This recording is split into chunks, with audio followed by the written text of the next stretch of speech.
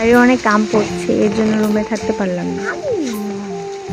এর জন্য বাইরে চলে আসছি। এত পরিমাণে ঝড় বৃষ্টি হচ্ছে, গাছে সব আম পড়ে যাচ্ছে। এর জন্য আসছি তাড়াহুড়ো করে। আম কুড়াতে হবে, কারণ আমরা যদি না নিই বাইরের মানুষ সবাই নিয়ে যাবে।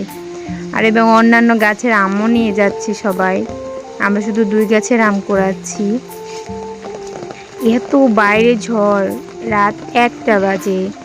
হঠাৎ করে দমকা হাওয়ায় মানে সব আম এক গিয়ে পড়ে যাচ্ছে এবং আম কতগুলো নিয়েও গেছে সবাই।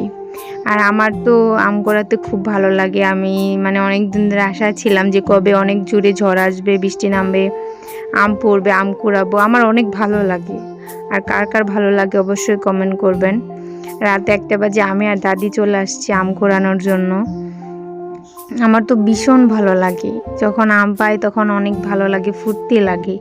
আম খাওয়ার থেকে আম কুড়াতে বেশি মজা লাগে। এইটাই মানে গ্রামে আম কুড়াতে পারবো, মানে গ্রামে আম কুড়ানোর জন্য আমের সিজনটা এত পরিমাণে ভালো লাগে বলার বাইরে। দেখেন গাইস কত আম পেয়েছি, শুধু 2টা গাছে এত আম পেয়েছি, আরও তো আছেই গাছ।